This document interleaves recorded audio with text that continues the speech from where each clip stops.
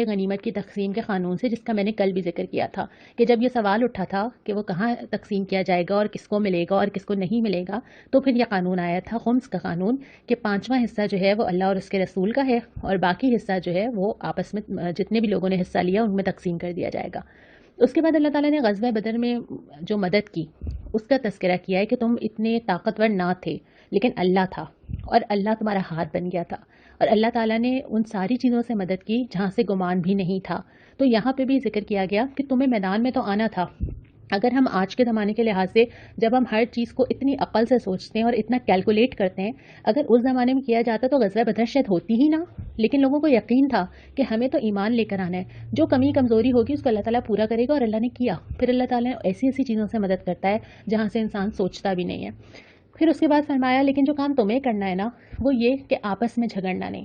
اگر تم آپس میں جھگڑے، ہم نے سورہ بقرہ میں پڑھا تھا کہ اللہ کی رسی کو مضبوطی سے تھام لو اور تفرقے میں نہ پڑو، تو اسی کی ہدایت کی ہے کہ آپس میں جھگڑنا نہیں ورنہ تمہاری ہوا اکھڑ جائے گی۔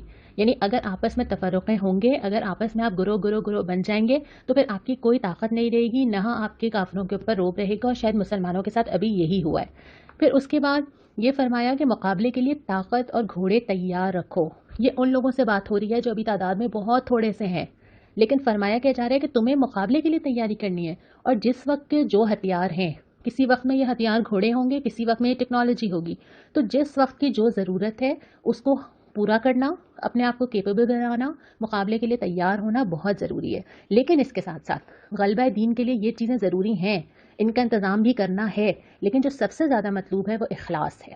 اخلاص نیت، تقوی، صبر، یہ 3 چیزیں مختلف مواقع پر ذکر کی ہیں کہ اگر تمہارے اندر صبر ہوگا، یعنی تم ٹھہرنے والے، استقامت دکھانے والے ہوگے تو اللہ مدد کر دے گا، تمہارے اندر تقوی ہوگا تو تم ہی غالب رہو گے، تمہارے اندر اخلاص ہوگا تو اللہ تمہاری مدد کے لیے آ جائے گا، تو دوسری چیزوں کی کمی کو اللہ تعالیٰ پورا کر دے گا، اس میں کمی نہیں ہونی چاہیے۔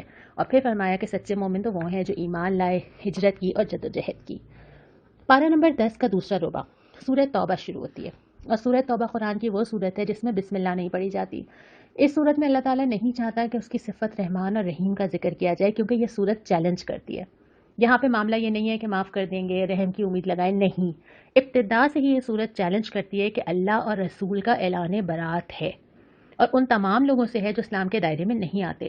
اسلامی نظام آنے کے بعد صرف 3 آپشنز رہ جاتے ہیں، یا تو اسلام لے آیا جائے، نمبر 1، نمبر 2 مقابلہ کیا جائے، لڑا جائے، نمبر 3 ذمہ ہو جایا جائے، یعنی جزیہ دیا جائے، ٹیکس دیا جائے اور اسلامی حکومت کے تحت رہا جائے، کیونکہ اسلام کمپرومائز کرنے کے لیے نہیں ہے۔ یہ نہیں ہو سکتا کہ دوسرے بھی دین غالب رہیں اور اسلام بھی غالب رہے، یہ پاسبل ہی نہیں ہے، یہ فطری چیز ہی نہیں ہے۔ اسلام نے تو پوری دنیا پہ غالب ہونا ہے، اور اگر اس نے غالب کرنا ہے تو اس نے سامنے والوں کو سرنڈر کروانا ہے۔ تو جو اسلامی مملکت کے آنے کے بعد یہ جو صورت ہے یہ اسی چیلنج سے شروع ہوتی ہے۔ چیلنج کیا جاتا ہے، قتال کا حکم دیا جاتا ہے، کہا جاتا ہے کہ اگر تمہیں ڈرنا ہی ہے تو اللہ سے ڈرو۔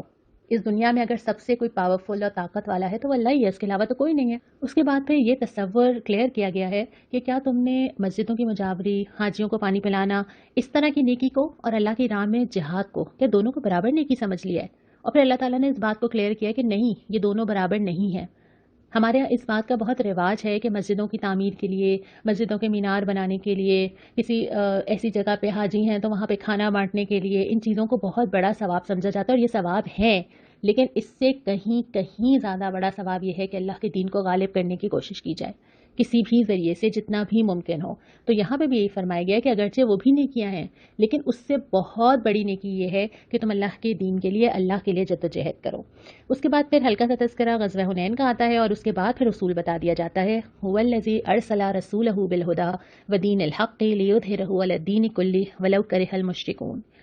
یہ اللہ ہے جس نے اپنا دین اور ہدایت غالب ہونے کے لیے بھیجے ہیں۔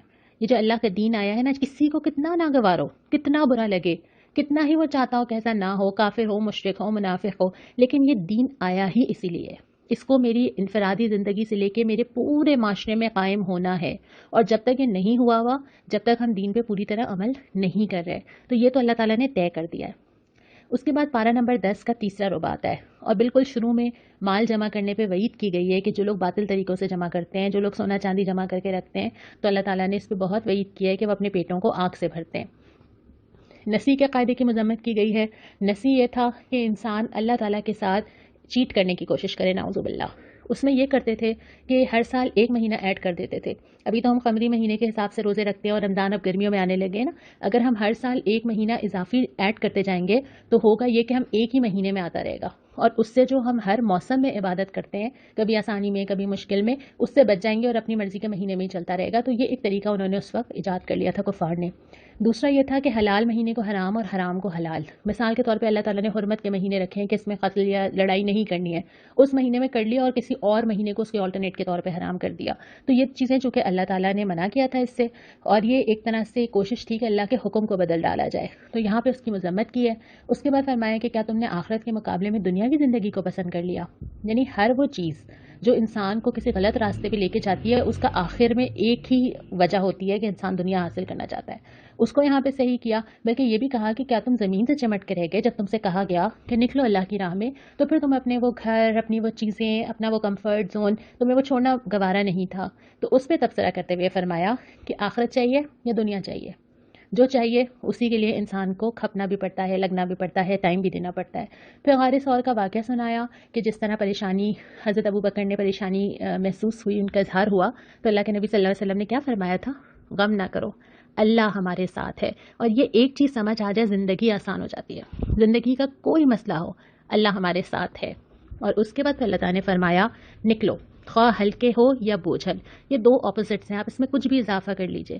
ہلکے ہو یا بوجھل, بیمار ہو, تندرست, جوان ہو, بوڑھے, زیادہ پیسے رکھتے ہو, امیر ہو, غریب, جو بھی شامل کر لیجئے. گویا جو بھی تمہاری حالت ہے اس وقت, اس کے اندر جو پاسبلٹی ہے اللہ کے لیے کرو. کسی کے پاس بہت سارا ہوگا, کسی کے پاس کم ہوگا, کسی کے پاس وقت زیادہ ہے, کسی کے پاس کم ہے, کسی کے پاس پیسہ زیادہ ہے, کسی کے پاس کم ہے. تو جو ہے وہ لگا دو, جو بھی لے آؤ. مجھے ایک واقعہ یاد آیا, ایک بزرگ تھے حضرت عمر کے زمانے میں, اور جب ان سے منادی کی گئی کہ جو لوگ جہاد کے لیے آ سکتے ہیں وہ آ جائیں, تو ایک اتنے بزرگ تھے کہ ان کی بھویں ان کی آنکھوں پہ گر گئی تھیں اور 2 لوگ پکڑ کے لا رہے تھے. تو ان سے کہا گیا کہ آپ کیوں آ گئے, آپ کو تو نہیں آنا تھا.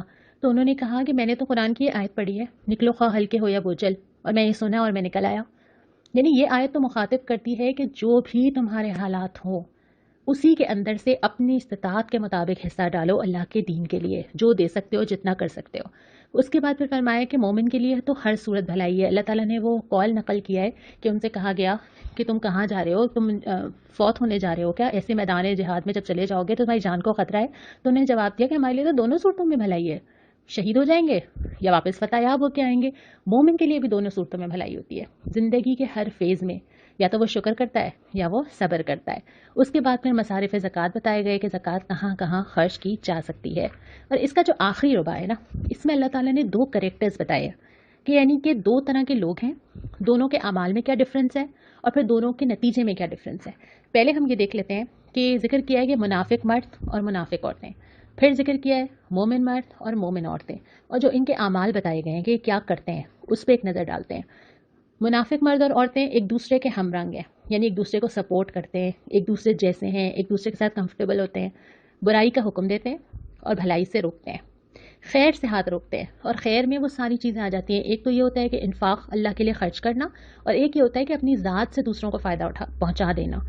تو اس سے اپنے آپ کو روکتے ہیں, اللہ کو بھول جاتے ہیں, دنیا کے مزوں میں پڑ جاتے ہیں, دنیا کے مزے لوٹتے ہیں, بحثوں میں پڑ جاتے ہیں, چھوٹے چھوٹے سوال بحثوں میں الجھنا. اس کے برعکس جو مومن مرد اور عورتیں ہوتے ہیں یہ بھی ایک دوسرے کے ہم رنگ ہوتے ہیں, ایک دوسرے سے جڑے ہوئے ہوتے ہیں, ایک دوسرے کو سپورٹ کرنے والے ہوتے ہیں, بھلائی کا حکم دیتے ہیں, برائی سے روکتے ہیں. اور یہ دونوں چیزیں ساتھ ساتھ آتی ہیں. اللہ تعالیٰ صرف بھلائی کی بات نہیں کرتا, جہاں بھی ہم نے اب اتنی دفعہ پڑھا ہے ساتھ ساتھ یہ بھی آیا ہے کہ 2 کام ساتھ ساتھ چلیں گے, بھلائی کو بھی کہا جائے گا اور برائی سے روکا بھی جائے گا. نماز ادا کرتے ہیں, اللہ اور اس کے رسول کی اطاعت کرتے ہیں اور زکوٰۃ دیتے ہیں. اور یہ جو پوری 2 مختلف زندگیاں ہمارے سامنے آ رہی ہیں, ان کا اینڈ رزلٹ کیا ہے, اسی سپارے کے اسی ربع میں پھر آ جاتا ہے کہ یہ دونوں انجام میں کیا پاتے ہیں. جو منافق مرد عورتیں ہیں اللہ تعالیٰ بھی انہیں بھلا دیتا ہے, جیسے انہوں نے بھلایا, دوزخ میں ہمیشہ رہیں گے, اللہ کی پھٹکار پڑے گی, سارے اعمال ضائع کر دیے جائیں گے اور آخر میں ان کے حصے میں صرف خسارہ آئے گا. لیکن جو مومن مرد عورتیں, اللہ کی رحمت ملے گی, جنتیں ملیں گی, جنتوں کے بڑے بڑے باغات ملیں گے, سب سے بڑھ کے جو چیز ملے گی اللہ کی خوشنودی ملے گی. اور یہ اصل کامیابی, جو دنیا میں کامیابی سمجھتے ہیں وہ تو کامیابی نہیں ہے. کامیابی تو یہ ہے کہ اللہ راضی ہو جائے اور اللہ جنتوں میں داخل کر دے. اصل کامیابی ان کو ہی حاصل ہوگی. اور آخر میں اللہ تعالیٰ نے بہت سارے لوگوں کے دلوں کی کیفیت کا ذکر کیا ہے. اس کو سمجھنا بہت ضروری ہے یعنی اعمال کی قبولیت کا دار و مدار دل کی کیفیات پر ہے۔ جن منافقین کے بارے میں ابھی ہم پڑھ رہے ہیں، یہ تو اپنے آپ کو مومن ہی کہتے ہیں، کافر تھوڑی ہیں۔ یہ وہ لوگ تھوڑی ہیں جو کہہ رہے ہیں کہ ہم اللہ اور رسول کو نہیں مانتے۔ یہ تو وہ لوگ ہیں جو اپنے آپ کو مسلمان کہتے ہیں، لیکن اسلام کے باوجود ان کے اعمال بتاتے ہیں کہ انہوں نے اسلام کو دل سے قبول نہیں کیا۔ اور پھر جو لوگ یہاں پہ بہت ساری مثالیں غزوہ بدر کی دی ہیں کہ جب ان سے کہا گیا کہ اللہ کے لیے لڑو، اس کے درمیان میں کیا کیا کیفیات تھیں۔ ایک وہ تھے جو ساتھ گئے تھے، نکلے تھے نا گھر سے، قربانی تو دل دی تھی نا، خوف بھی ہوگا، گھروں سے آنا، سامنے موت بھی نظر آ رہی ہے، لیکن نکل کے آ گئے تھے۔ اللہ تعالیٰ نے ان کی قبول نہیں کی۔ اس کی وجہ کیا تھی کہ وہ فتنہ پھیلانے کی کوشش کرتے رہے، وہ ایسی باتیں کرتے رہے کہ اف کیوں آنا پڑا، یہ کیا ہو رہا ہے، اس سے بہتر تھا گھر چلے جاتے۔ اور کچھ لوگ ایسے تھے جو کہ اپنے گھروں کے اندر تھے، ان کے پاس عذرات تھے، وہ بیمار تھے تو ان کو اللہ تعالیٰ نے کہا کہ وہ تو ہر وادی میں تمہارے ساتھ ہیں۔ کچھ لوگ ایسے تھے جن کو پیچھے چھوڑا گیا عورتوں اور بچوں کے پاس۔ کچھ لوگ ایسے تھے جن کے پاس سواریاں ہی نہیں تھیں اور وہ آ کے کہہ رہے تھے کہ ہمیں کچھ سواریاں دیں، ہم بھی جانا چاہتے ہیں، لیکن ان کو مجبوراً رکنا پڑا۔ کچھ لوگ ایسے تھے جو جا سکتے تھے، لیکن ان کو کہا گیا کہ نہیں وہ گھر پہ رہیں، تو آنکھوں سے آنسو بہہ رہے تھے ان کے، کچھ بیمار تھے۔ تو اللہ تعالیٰ نے جو ساتھ تھے ان کے بارے میں فرمایا کہ اللہ کو ان کی ضرورت نہیں ہے، اللہ نے ان کا کچھ بھی قبول نہیں کیا۔ جو گھر پہ موجود تھے، اللہ تعالیٰ نے کہا کہ وہ ہر وادی میں آپ کے ساتھ تھے اور ان کو ہر چیز کا اجر ملے گا۔ کیا فرق تھا دونوں میں؟ دل کہاں تھا؟ یعنی اچھے سے اچھا عمل بھی اگر دل کی کیفیت کے ساتھ نہ ہو تو، اور کراہت کے ساتھ ہو اور مجبوری کے ساتھ ہو، اللہ کو ضرورت نہیں ہے۔ لیکن اگر دل کے اندر تڑپ موجود ہو، دل کے اندر شوق موجود ہو، اسباب موجود نہ ہو، کر نہ سکیں، اللہ تعالیٰ اس کو بھی قبول کر لیتا ہے۔ تو سب سے پہلے اپنے دل کے اندر جھانکنا ہوگا کہ ہمارا دل کہاں ہے، اور اللہ تعالیٰ اسی کے حساب سے ہمارے اعمال کو قبول کرے گا۔ اس کے بعد بس یہاں پہ ہمارا چوتھا ربع بھی ختم ہوتا ہے۔